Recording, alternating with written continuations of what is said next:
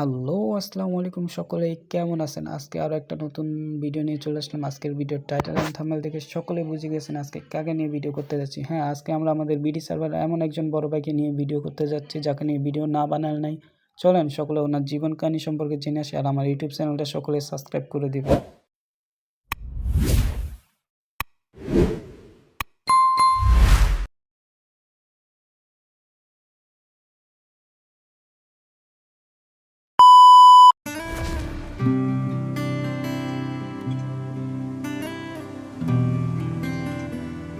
আপনারা কি কখনো শুনেছেন গেম খেলে কি হবে, জীবনে কি করবা?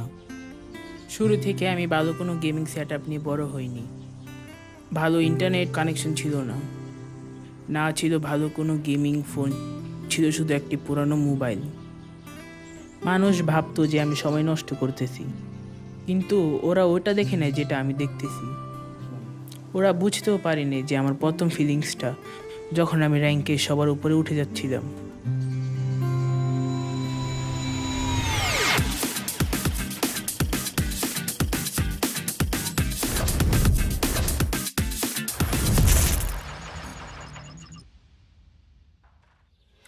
আমার নাম তানাজউদ্দিন, কলেজ ফার্স্ট ইয়ারে এখন পড়ি।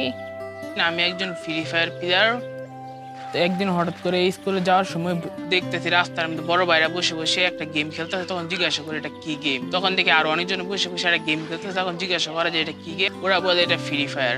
তখন তখন দেখি যে ফ্রি ফায়ার গেমটা ট্রাই করে দেখি খেলা যায়নি। র্যাঙ্ক পুশ দিতে দিতে দিতে হঠাৎ করে মনে করেন জ্ঞান মাসে চলে যায়। মানে অনেক স্ট্রাগল হয়েছে। প্রথম গেম মাস্টার টাইটেল মানুষের কাছে তো এটা অবিশ্বাস্য ছিল, কিন্তু আমিও থামি নাই। একবার দুইবার না, আমি গেছিলাম 12 বার, কারণ প্রত্যেকটা জয়ের ছিল একটি টাইটেল, ছিল প্রমাণ হতেছে যে তুমি পরিশ্রম করো, প্রত্যাশা ছাড়ে যেতে পারবে। তানাজ আমার ছেলে, বড় ছেলে। আমার আত্মীয় স্বজন বা গ্রামের কিছু মহল্লার লোকজনও বলতো যে আপনার ছেলে এই মোবাইলে ফ্রি ফায়ার খেলে বা মোবাইল নিয়ে বইরে থাকে। আমার আব্বুর পায়ে পানি জমা শুরু হয়, যেটাকে বলে বাত পানি। তখন বাবার আব্বুর সেবা যত্ন করতে হয় আমাকে। তখন মনে গেম এত বেশি ট্রাই করি নাই, গেমে কমই খেলছি তখন। বা আমি যেহেতু প্রবাসী, যে সংসারের যে একটা দায়িত্ব তা সঠিকভাবে পালন করে।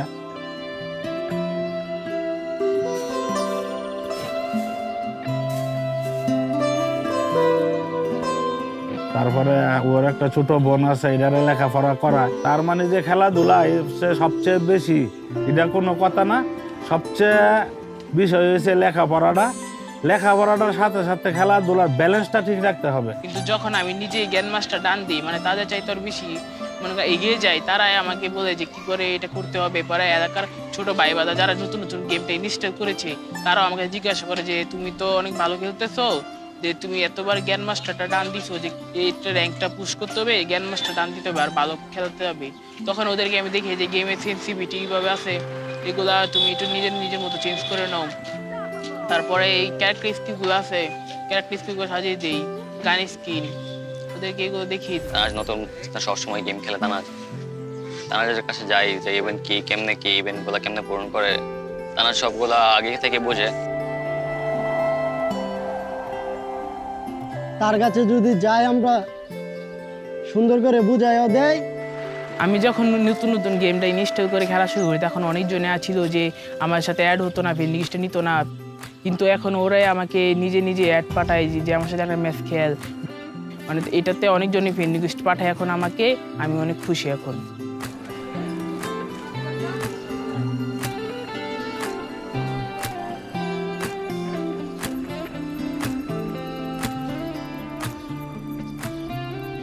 আমাদের এলাকার মধ্যে একটি সুন্দর মাজার রয়েছে, নাম গণেশা মাজার।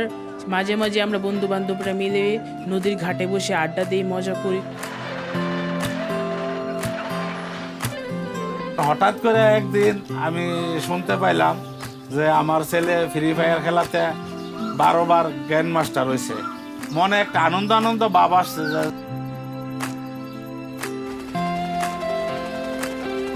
যে যে আমার ছেলে এখন যে খেলায় খেলে গ্র্যান্ড মাস্টার হয়েছে 12 বার, আমি অনেক খুশি হয়েছি। আমার বন্ধু তানাজ গ্র্যান্ড মাস্টার মনে করেন 12 বার জিতছে, মনে করেন ওর গেম প্লে আমার তো খুব ভালো লাগছে, আমার অনুভূতি অনেক ভালো।